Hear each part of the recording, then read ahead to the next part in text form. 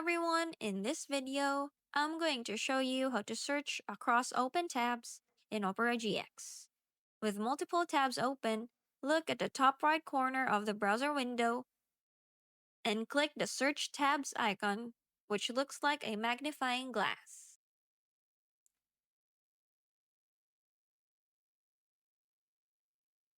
You can also use the keyboard shortcut Control Space to open the Search Tabs panel instantly. And as you can see, a search bar window will appear, displaying your currently open tabs.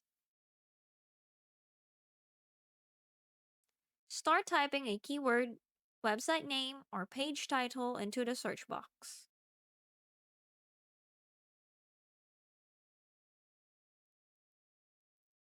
Opera GX will instantly filter the results and show matching tabs from your open browsing session.